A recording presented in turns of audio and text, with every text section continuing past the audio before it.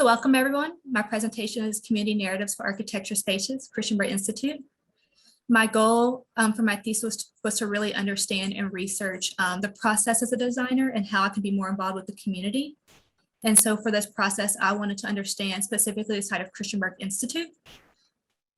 And so I chose this site because it was something very personal for me, as my grandparents attended this high school.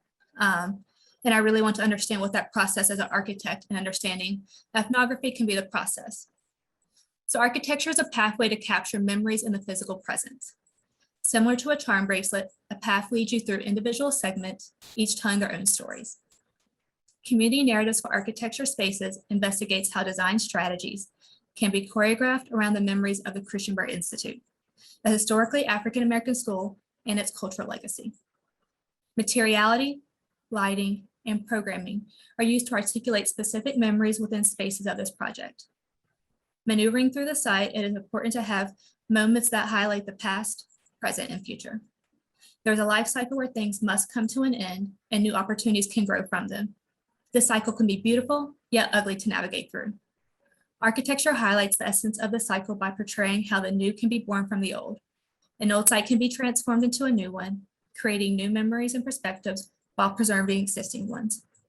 Christiansburg Institute encompasses all of these beliefs. This design proposal honors the life cycle of the Institute. So during my research, I took time with the Christiansburg Institute Foundation to really understand what the history was of the site, starting in 1865 and eventually closing down in 1965. It was primarily an African-American school, and it started by having just through a house where they were renting, which grew to a campus of 185 acres in a range of approximately 14 buildings at a time on the campus. And the purposes were always changing. One of the main founders was Booker T. Washington. And they also worked with the Quakers and the Schaefers in Philadelphia to really grow this institute for what we know it is as today. Additionally, it also had an African-American hospital, which unfortunately did burn down. But most of these sites I was able to investigate what was on the site, what was the purpose of the site, and how are these purposes changing over time. So during my research, I first want to look at how is the site used? And this was kind of a range of between carpentry, agriculture needs, different things that people could be doing, wheel writing, printing, and really understanding the usage of the school, but also understanding how it was founded. So the students on the site built these buildings. And they also took time to focus on it being first an agriculture school, but due to funding, they decided to open it more, increasing academics, which then transformed eventually over time to also doing things for like cosmetology, barbershops, and everything else, depending on what the needs were of each time. So during my research, I went through and looked at what was the actual site. And so I was able to pretty much conclude with these 4 maps how the site changed over time. First in 1912, looking at what the parcels were at that time in different buildings, then comparing it to 1921 with Sanborn's map. The black map is also showing another blueprint, which we approximate is in the 1940s or 50s based on what is on the site, but we do not know the exacts. And then looking at the current conditions of 2020. And as you can see right now, there's only 1 building left. So I took all of this information and I was able to then bring this into a digital ArcGIS story map. And so this will be published in approximately 2 weeks. And so I've been working with the foundation to go through. And as you would be able to go through this information, you could ideally pick a number. And on the right, it would be able to show you ideally a photo of what the site was. When was this building brought to the site? Was it tore down or is it still there? And then the history. So you'd be able to really understand the range of the site, because at one point it was 185 acres, but at this point there's only 5 acres left. And so this is a current photo of what it looked like in 1921. You're able to see old silos, a barn, different parts of the site, different school buildings that were able to be funded during the time. And so then I also took a comparison of seeing what the site looked like, ideally what it looked like when it was closing. So I was able to understand that there was a principal home, which also hosted a library. There was an old athletic field, which was also then later changed to do football, tennis, and other activities. The Scattergood building was their main gym, which is one of the most, I think, prized possessions of the students who were the last graduates. A teacher dormitory, trade building, home economics, a barn with a horses stall and an old shop. And then The current main buildings that people discuss now is the Bailey Morris Hall, the Edgar Long Building, which is still standing, the Crab Creek, and the pond. So to really understand how this site was developed and what this meant to the community, I took time to interview 4 of the alumni from the school. This included my grandmother, Jacqueline Smith, my grandfather, Jerry Wims, my great aunt, Georgia Hayden, and my great uncle, Ernest Hayden. Hearing about their experiences told me so much. It told me about what the memories were like, how the people still hang out now, what has it meant to the community, and how they would ideally want a legacy to be told. So if we'll take a minute or two just to hear a few clips about how they think Christiansburg Institute was and what the impact of that could really be. I like that before we continue on. And please let me know right now if you are unable to hear any noise. There's a lot of room there for growth, what used to be. But now you have factories, daycare, and who knows what else down there. Was there any part of Christiansburg Institute that symbolized community to you as a student? And how about now as you reflect on the space? I would say the gymnasium, and mostly because it was a kind of like a gathering place. It's where you could meet your friends, and we didn't have a cafeteria, so you stood in the hallways where the lockers were and had your lunch. But it was a gathering place. It's where you got together with your friends and classmates. And well, we have a reunion every year. And if we had our own building, I think a lot of people would love that. As it is, we have to look for places to hold the venue, and it can get expensive, very expensive. Yes, it's family. Because, I mean, you know, they're old friends, you know, you don't see for a long, long time. And then, you know, all the class reunions and things that they have that we've been to, you know, once you all come together, it's still like family. You know, everybody comes from different areas, so we all work together to achieve a common goal, and that was to graduate. And it brought forth a very, very good fellowship and also unity amongst all the students of each other. We felt close to each other. We bonded with each other. We expected to see each other. We would even have prayer with each other. And it was totally allowed, no exceptions at all. And it was a very free atmosphere for us to be able to do that with one another and be able to share the love with one another. I think we have more feelings for it at the present time because we remember back then how it was. And I don't know, it just seemed like it's not like that anymore after was integration. So those were just a few of the words that were given during my interviews. It really helped me think about how the feelings have continued to understand of Christiansburg Institute and how these people really care about the space. And even though it has been closed down, they still continue to try to meet with the alumni. They have monthly meets for lunch, they have reunions, and they really care on what the descendants and how their legacy is being shown. On this slide now that you can see is some of the last photos of some of the buildings before they were tore down. Seeing Bailey Morris Hall and seeing what it really stood out in the community. This is a very large campus at its time. An additional part of taking that research, I then went in and did a survey, understanding what people could want. I asked them would they like a museum, a trade school, a library, memorial, park, community center, or other. And additionally, most people were saying that they'd really like a community center or some form of park. And that was very interesting to me to see what people wanted in this site and how they would like to see people using this space currently. So I took in all the information from the interviews, all the information from the surveys, and really kind of broke it down into main categories between community space, a restaurant space, and educational space, and why they wanted these different centers for the site. Then I decided to look at materiality. Currently, we're looking at the Schaefer Memorial Baptist Church and the schoolhouse, which was the first 2 sites for Christiansburg Institute. They are still standing. And something that really was interesting to me was the materiality, understanding the white wood, the brick, the type of roofing that they had, the triangle structures, but also really looking at stained glass.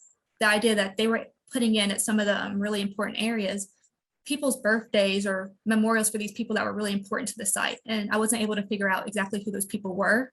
But the idea of documenting memories within space, but also using stained glass and the idea of beauty and nostalgic is something really quite great, especially since these were built in 1860.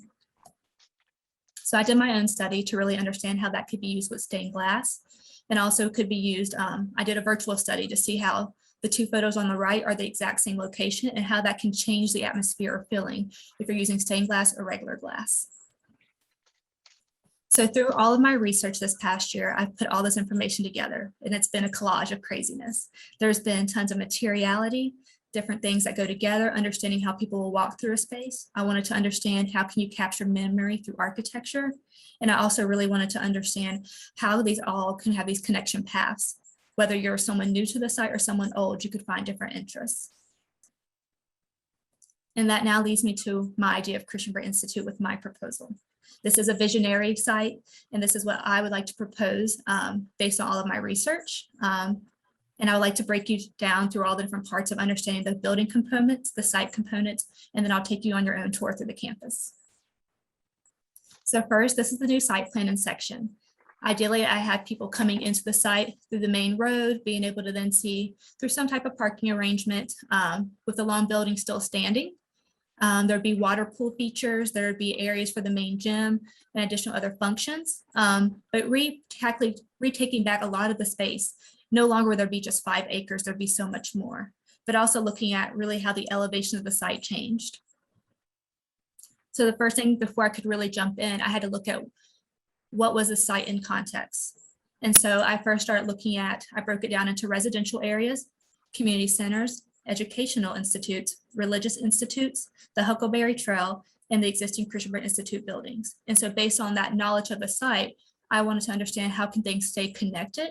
But I really felt like right now, the way the current site is, as it was mentioned in the interviews, it is mostly just abandoned factories or factories in other abandoned areas. And I really feel like this could be a really prosperous community hub that really brings in the community from religious institutions or residential, or right across the street when you're going to the pool. This should be a prime hub for everyone.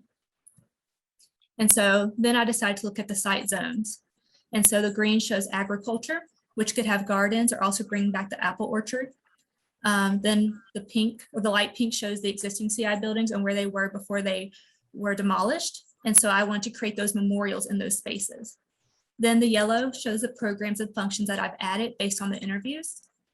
The darker deep maroonish purple is the existing CI buildings that are still standing.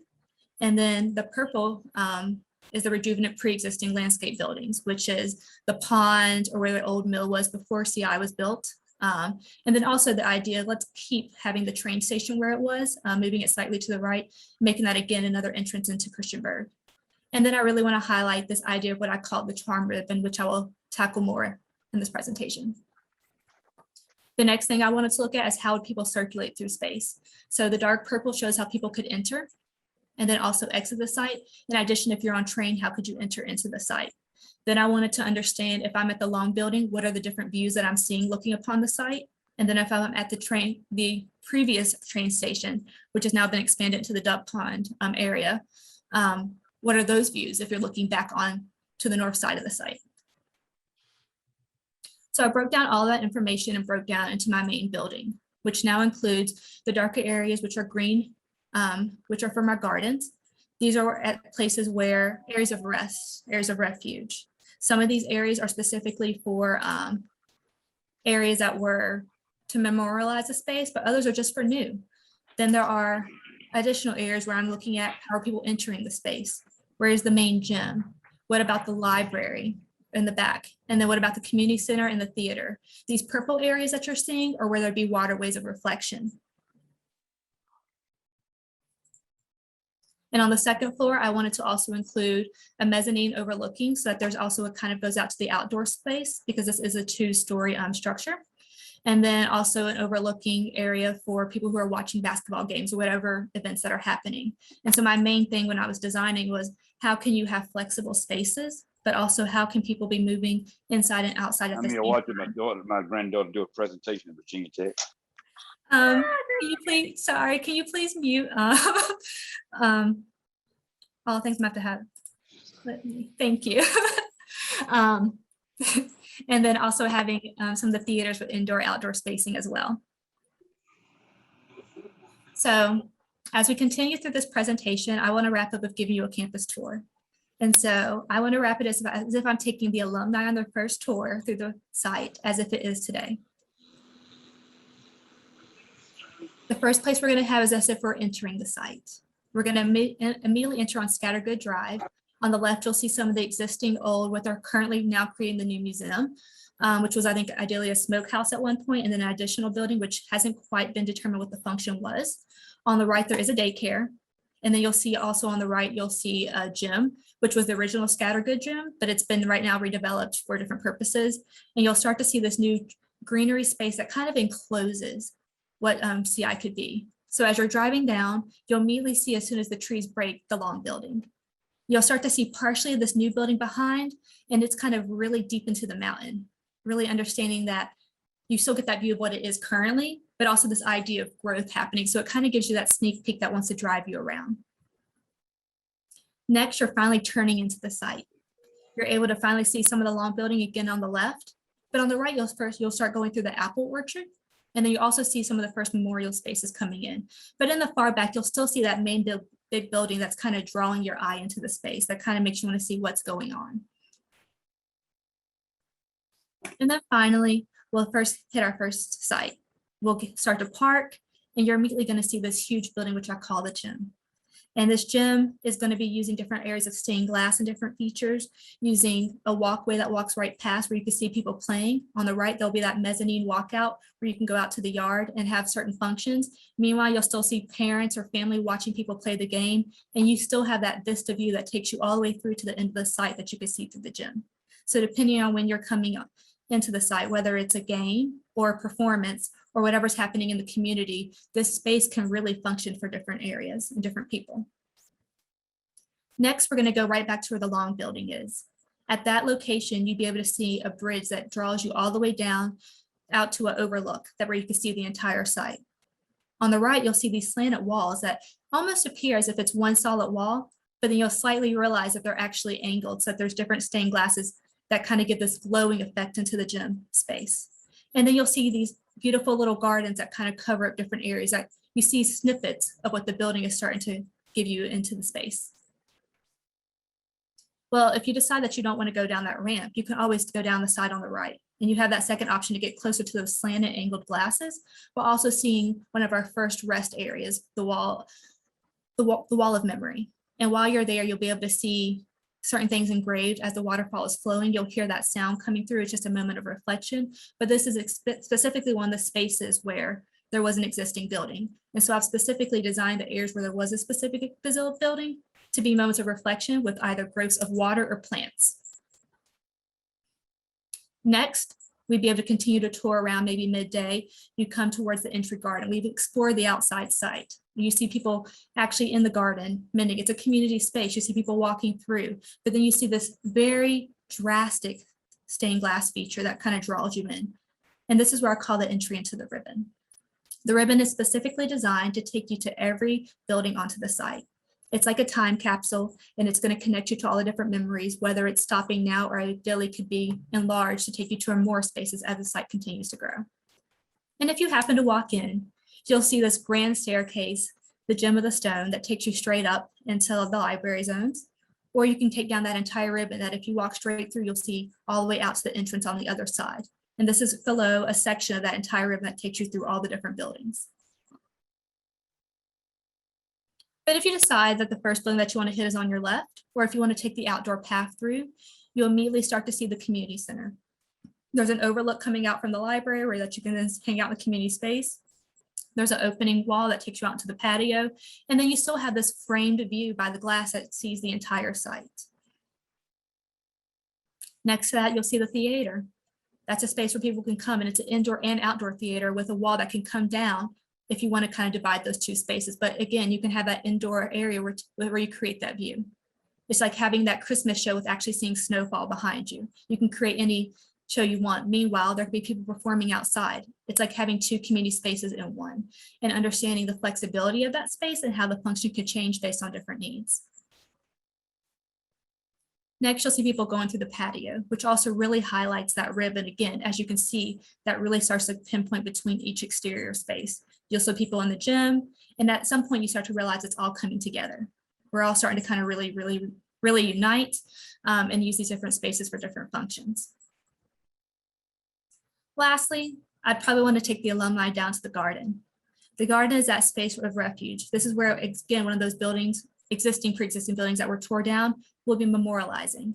So it'd be a garden space with a stained glass inside. Again, you can see the ribbon going through the space, but really understanding what it's like to take that moment to sit down, take that moment to reflect as we come towards the end of that zone.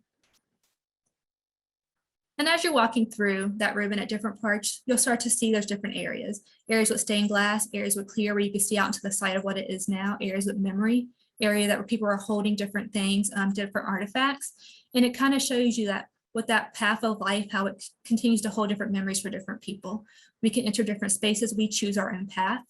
But with CI, the cycle is to continue. It is to continue through different ideas of memory and understanding how that path changes as you continue to go. And as night falls, we'll conclude by wrapping ourselves going through the parkway and ending out. And you'll be able to look back onto the site as you look up and see the different areas being used as it's almost this glowing pyramid of the glowing mountains within Christiansburg. And so as you're walking through, whether it's nighttime or day, you feel safe, you feel like you're at home, and you feel like you're back with your community. Thank you.